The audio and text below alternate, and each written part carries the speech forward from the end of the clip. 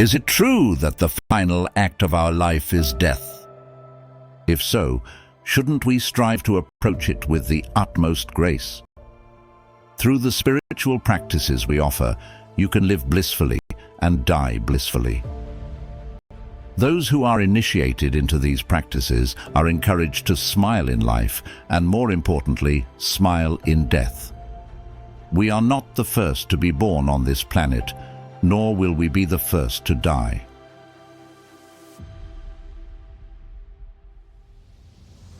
Life holds many uncertainties. We do not know if we will be educated, marry, have children, or achieve various milestones. But one certainty remains: we will all die. Despite its inevitability, many struggle to accept this fundamental truth. Consider the wisdom of nature. Snakes, for instance, especially cobras, have a profound awareness of their life cycles. When it's their time to die, they retreat to a secluded spot, refrain from eating, and peacefully pass away.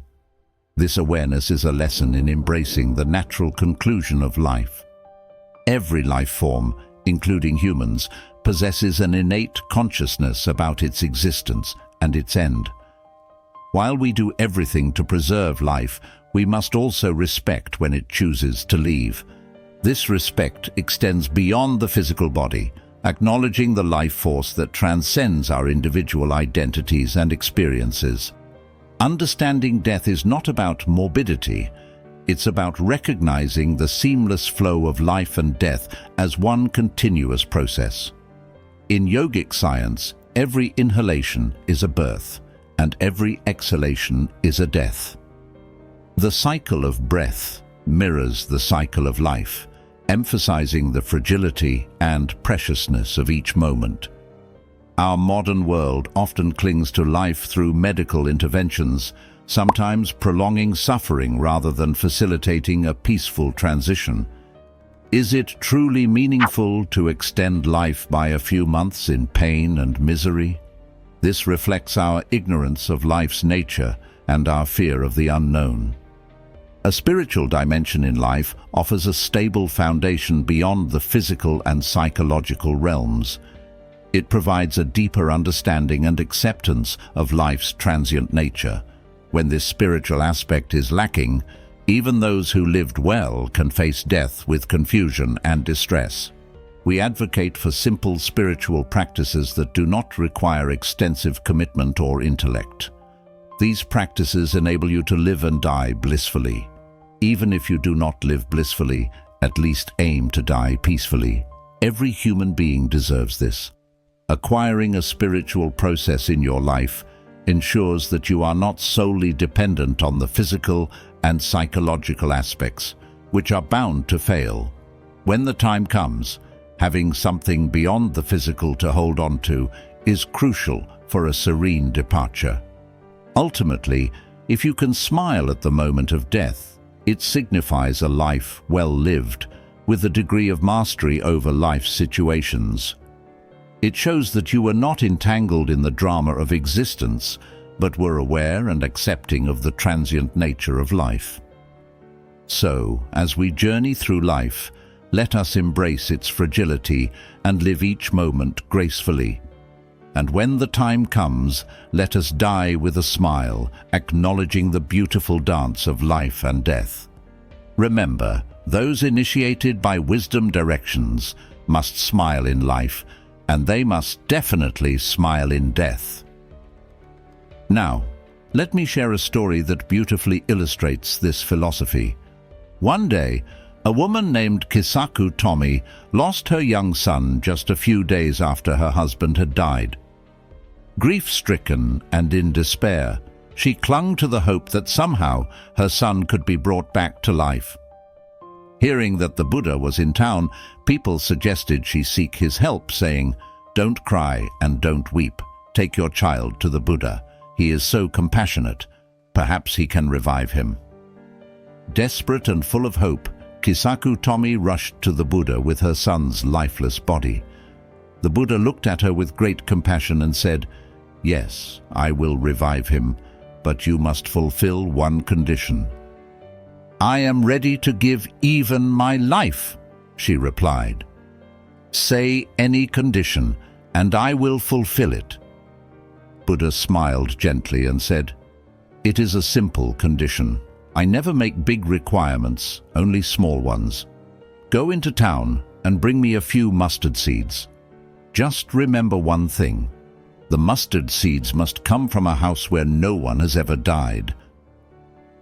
In her grief and desperation, Kisaku Tomi didn't fully grasp the impossibility of the task. She hurried into town, knowing that mustard seeds were abundant in every household, as it was the primary crop of the village. She knocked on many doors, and each time the response was the same. "We can give you mustard seeds, but our house has seen death, so our seeds won't do." As the day turned into night, Kisaku Tomi's frantic search brought her to a profound realization. She had knocked on every door and found that death was a universal experience. It touched every home and every family. Returning to the Buddha, she was transformed. Her son's body lay before them, but her perspective had shifted. The Buddha asked, "Where are the mustard seeds?" She laughed, fell at his feet and said, "Initiate me into your path, for I have understood your message. Everyone must die. Today it is my son. A few days ago it was my husband. Soon it will be my turn. Before I die, I want to see the deathless. I am no longer interested in raising my child from the dead. I seek to understand the eternal life." The Buddha smiled and said, "That was the purpose of sending you on this task, so that you could awaken to this truth." He then initiated Kisaku Tomi into his teachings. This story illustrates that life and death are intrinsically linked. There is no life without death, and no death without life. We all have our own clocks ticking, and while it may seem unfair when loved ones are taken from us, it is simply the natural cycle of existence. Just as there can be no light without darkness, and no good without bad, there can be no life without death. Understanding this may seem difficult, especially when we are emotionally attached to those we love.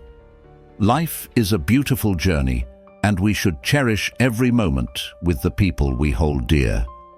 Accepting the inevitability of death allows us to fully embrace and appreciate the present. In another teaching, the Supreme Buddha advised us to think about death as often as possible.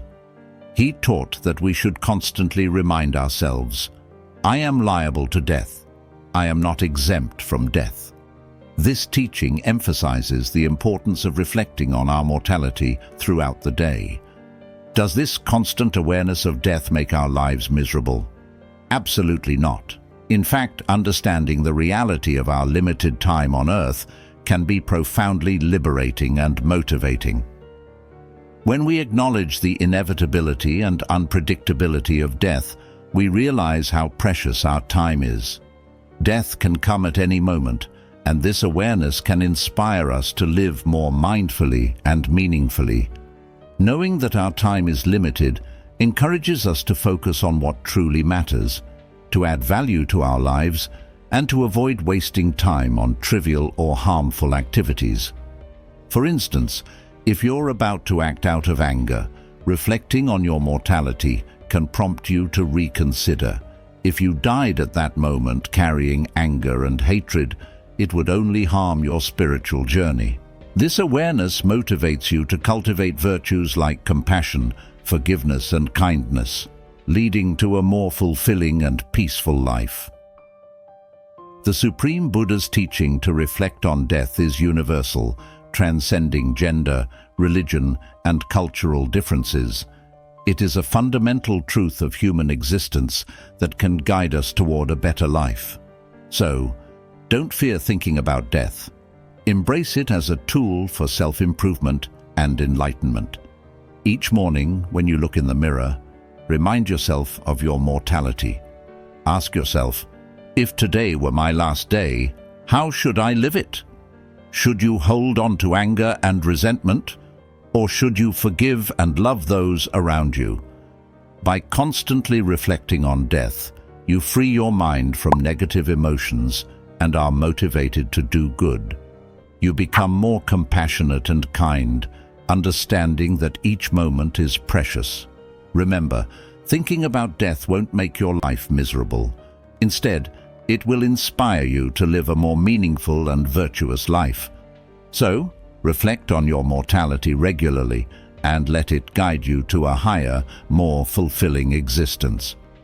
Thank you for joining us on this exploration of life and death. If you found this discussion meaningful, please like, share, and subscribe to Wisdom Directions for more insights.